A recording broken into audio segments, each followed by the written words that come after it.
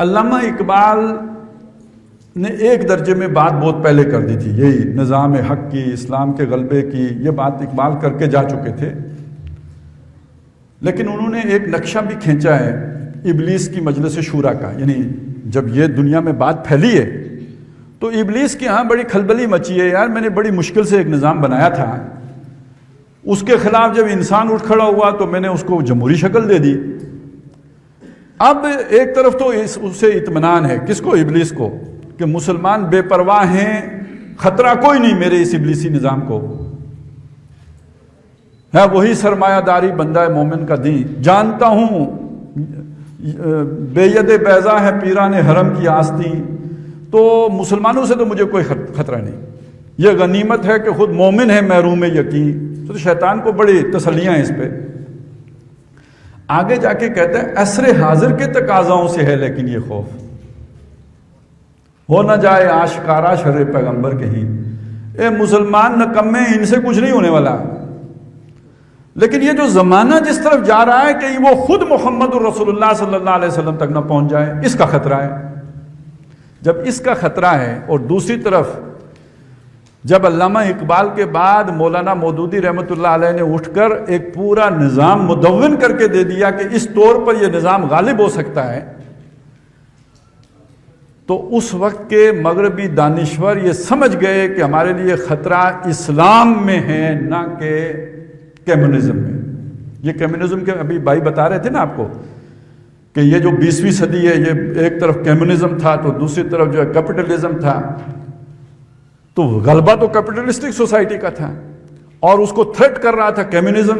دنیا یہ سمجھ رہی تھی کہ ٹکراؤ کمیونزم اور کیپٹلزم میں ہے، لیکن یہ کہ ان کے بڑے بڑے جو دانشور ہیں ٹانبی جیسے، وہ یہ کہہ رہے تھے کہ خطرہ جو ہے وہ مصداقیت میں نہیں، وہ اسلام میں ہے. اصل مستقبل کا چیلنج اسلام ہے. اب کون سا اسلام چیلنج تھا؟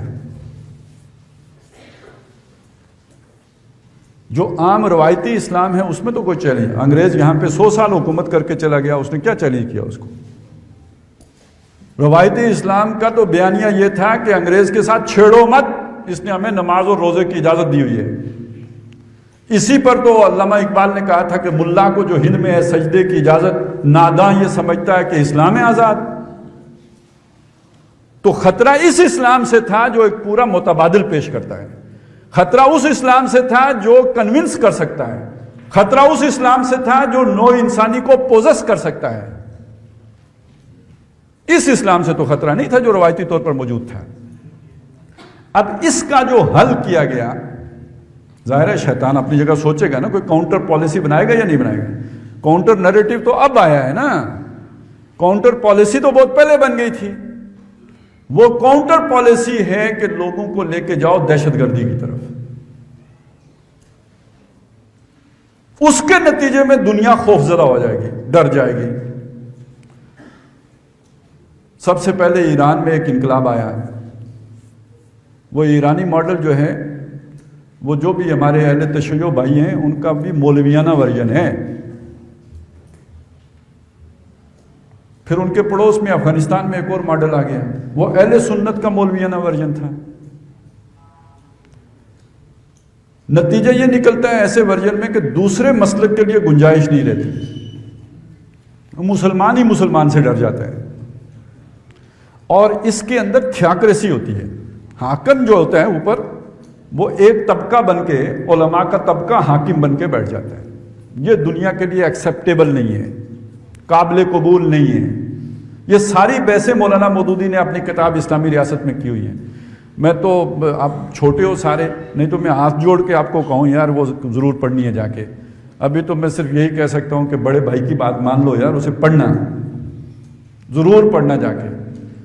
اور نہ سمجھ آئے تو کوئی یعنی ایف اے لیول کی، انٹر لیول کی پولیٹیکل سائنس کی، سیوکس کوئی پڑھ لینا کہ بھئی بیسک کانسیپٹس کیا ہیں سیوکس کے، پولیٹیکل سائنس کے، اور مولانا مودودی نے ان کو ہینڈل کیسے کیا، ٹیکل کیسے کیا، کیا انسانی ذہن کے سوالات تھے جن کے انہوں نے عصر حاضر کے حوالے سے جوابات دیے ہیں. تو جو ماڈل سامنے آیا وہ 400 سال پرانا نہیں، 700 سال پرانا ہے. جو ماڈل ہم نے یعنی ساری زمین ہموار کی ہے یائی تحریکوں نے، اور آ کے اوپر براجمان ہو گئے وہ کہ جو 700 سال پرانا سکہ رکھتے تھے. نتیجہ یہ نکلا کہ دنیا اسلام کے قریب آنے کی بجائے اس سے بدک گئی. آج سے کوئی 8-10 سال 12 سال پہلے کی بات ہے شاید, اخبار میں کوئی مہینے کے اندر ہی 2 خبریں میں نے پڑھی. پہلے مجھے خوشی ہوئی, بعد میں مجھے بہت افسوس ہوا. ایک خبر یہ تھی کہ ایک جہاز جو فلائٹ تیار تھی تو اس میں ایک مسلمان سوار ہوا جو باشرہ آدمی تھا, داڑھی بھی رکھی ہوئی تھی بالکل. جب وہ سوار ہوا تو تمام مسافروں نے اس کے ساتھ سفر کرنے سے انکار کر دیا. انہوں نے کہا جی ہم اگلی فلائٹ سے چلے جائیں گے, ہمیں خوف آتا ہے. ایک اور خبر کچھ عرصے کے بعد یہ دیکھی کہ ایک ریسٹورنٹ میں لوگ بیٹھے ہوئے تھے اور ایک مسلمان وہاں پہ باشرہ مسلمان جب آیا کھانا کھانے کے لیے تو تمام لوگ ڈر کے ریسٹورنٹ چھوڑ کے اٹھ کے چلے گئے. یہ خبریں پڑھ کے پہلے تو بڑا یہ ہوا نا کہ جی ہم تو بڑے پہلوان ہیں, شاہین, اقبال کے شاہین ہیں, دنیا اتنا ڈرتی ہے ہم سے. لیکن تھوڑے وقت کے بعد یہ خیال آیا کہ یار ہماری یہ بڑی خوفناک پکچر چلی گئی ہے. اس کا مطلب ہے جس مخلوق سے دنیا اتنی ڈرتی ہو اس کی بات سنے گی. جہاں سے میں نے بات شروع کی تھی ذرا واپس وہاں آ جائیں. دنیا کے سارے کافر کون سے کافر ہیں؟ حقیقی کافر ہیں, قانونی کافر ہیں. حقیقی کافر کب بنیں گے؟ جب ہم انہیں دعوت دیں گے, سمجھائیں گے, اس کے بعد نہیں مانیں گے تب حقیقی کافر بنیں گے.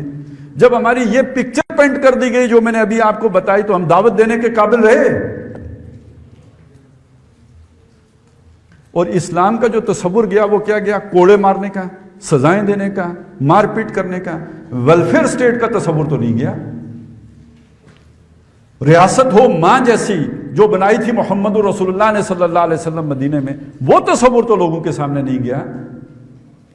ایک ڈکٹیٹرشپ کا تصور گیا, آمریت کا تصور گیا, ریجیڈیٹی کا تصور گیا, سخت مزاجی اور تشدد پسندی کا تصور گیا. وہ تصور تو جا ہی نہیں سکا جو محمد رسول اللہ صلی اللہ علیہ وسلم نے ہمارے لیے بطور نمونہ چھوڑا تھا. اور یہ والا تصور ہمارے دور ملوکیت سے بھی شدید تر ہے, خطرناک ہے, بھیانک ہے,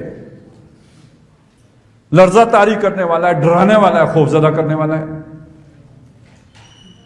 اور مزے کی بات یہ ہے کہ جنہوں نے یہ تصور دیا اقامت دین کا, دین کے غلبے کا, اللہ کے دین کو, اللہ کے کلمے کی سربلندی کا, انہیں بھی یاد نہ رہے کہ یار آج کے دور میں اسلام کا ماڈل کون سا ہوگا.